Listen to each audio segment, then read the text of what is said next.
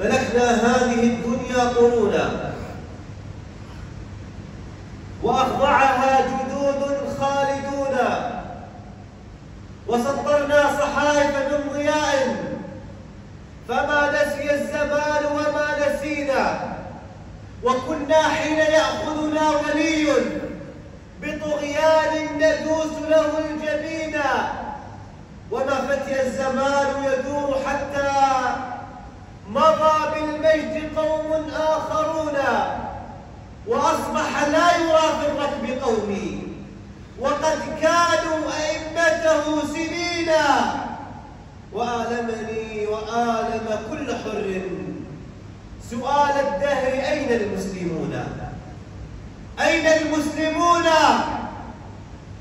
هذا السؤال في ظل ما يحدث اليوم لأمة الإسلام يجيبنا عليه رسول الله صلى الله عليه وسلم، فيقول: تتداعى عليكم الأمم كما تتداعى الأكلة على قصعتها، أي الكلاب على أكلتها. فقال الصحابة: يا رسول الله، أو من قلة نحن يومئذ وعدد المسلمين اليوم مليارين؟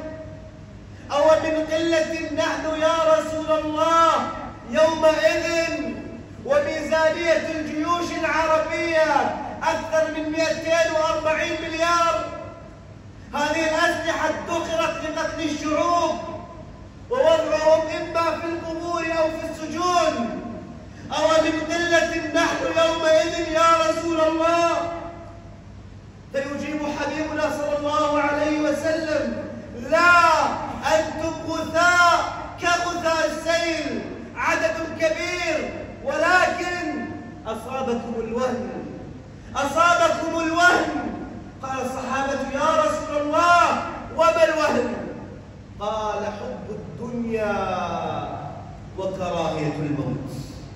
حب الدنيا وكراهية الموت. نعم والله يا رسول الله، أصابنا حب الدنيا وكراهية الموت.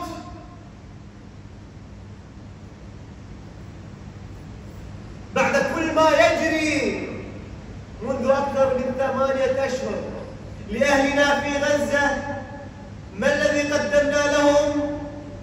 لا شيء. لماذا؟ لأننا أحببنا الدنيا وكرهنا الموت. رغم ما حصل أن هجروهم من بلدانهم وبيوتهم وذهبوا إلى الخيام، حرقت الخيام فوقهم. أتظن أنك عندما أحرقتني ورقصت كالشيطان فوق رفاتي، أتظن أنك قد طمست هويتي ومحوت تاريخي ومعتقداتي؟ عبثا تحاول لا فناء لثائر، عبثا تحاول لا فناء لمجاهد، عبثا تحاول لا فناء لمسجد، أنا كالقيامة ذات يوم آتي. حب الدنيا وكراهية الموت هي التي جعلت تذهب الغيرة من رؤوس الحكام. حب الدنيا وكراهية الموت هي التي جعلت حكامنا لا يستطيعون أن يموتون ببنت شفا خوفا على مناصبهم وكراسيهم. حب الدنيا وكراهية الموت هي التي جعلت بعض علمائنا من يستهين بهؤلاء المجاهدين أو أن يشكك في نواياهم، فحينما يسأل أحدهم عن الجهاد فيقول: نحن نحب الجهاد، ولكن هذا ليس بجهاد. إذن أين الجهاد إن لم يكن هذا؟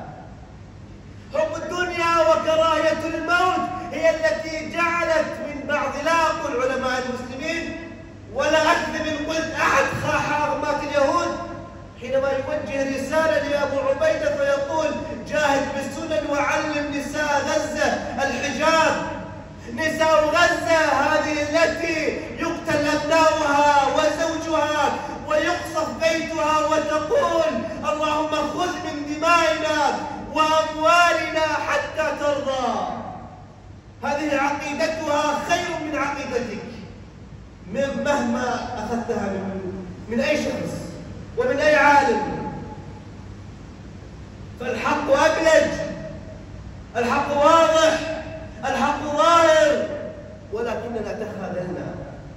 أصابنا الوهم، حب الدنيا وكراهية الموت هي التي جعلت، والكلام لكم، لا نستطيع أن نقاطع بضائع اليهود، فلا نصمد أمام قطة بيبسي، علما أن هذه الشركات تعود بأرباحها إلى دعم الكيان الصهيوني وإلى جنوده. مطاعم كيفسي وماكدونالدز وهذه المطاعم تقدم وجبات مجانية لجنود الاحتلال، بل وحتى على المستوى الإعلامي. أين هي قضيتنا؟ أين هي نصرتنا للمسجد الأقصى؟ هذه الرسالة يا إخوة الكرام ولربما قد اعتادها بعضكم، ولربما قد مل كثير منكم سماعها، وإذا ما يقلب في مواقع التواصل الاجتماعي وتظهر له أخبار عن غزة لا يريد أن يسمعها، بل ويتضجر من رؤيتها. أهذه قضيتنا؟ أهذه أخوتنا؟ أهذا ديننا؟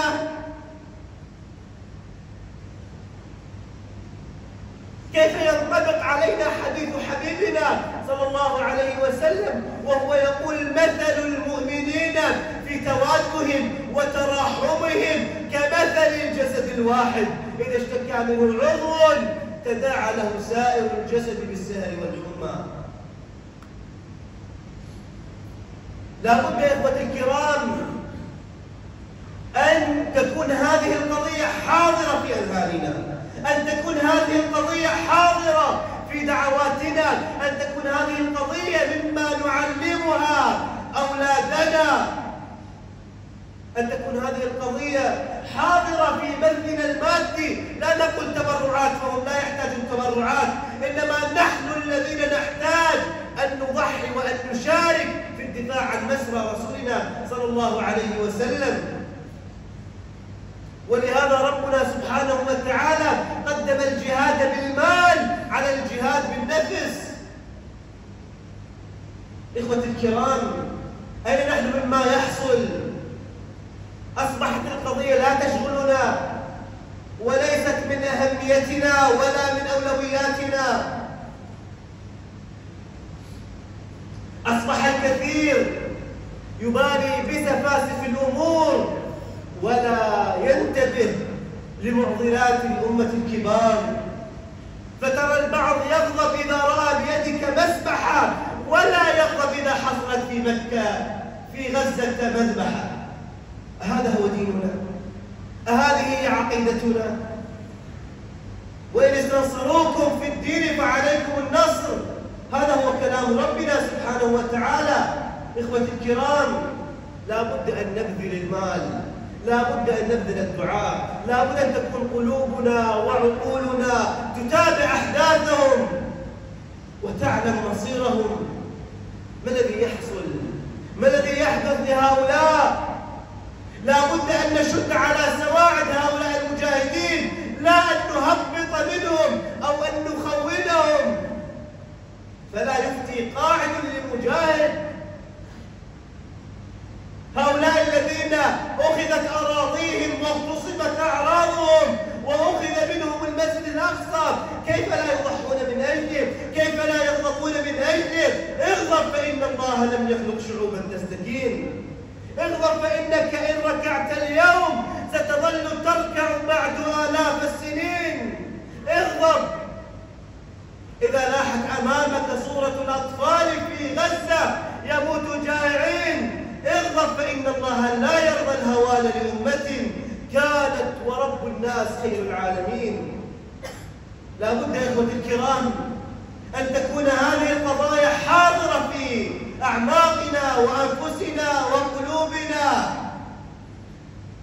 فما مثلنا ومثلهم إلا جسد واحد، وفضلهم حبيبنا صلى الله عليه وسلم علينا، فيقول: لا تزال طائفة من أمتي على الحق ظاهرين، على الحق. بنواياهم على الحق بكلام رسول الله صلى الله عليه وسلم وبشهادة حبيبنا صلى الله عليه وسلم على الحق ظاهرين ولعدوهم قاهرين لا يضرهم من خذلهم أو خالفهم. قال الصحابة يا رسول الله وأين هم؟ قال هم في بيت المقدس وأكناف بيت المقدس. أسأل الله سبحانه وتعالى أن ينصرهم وأن يرفع قدرهم وأن يحقق أهدافهم وأن يسدد رأيهم ورميهم.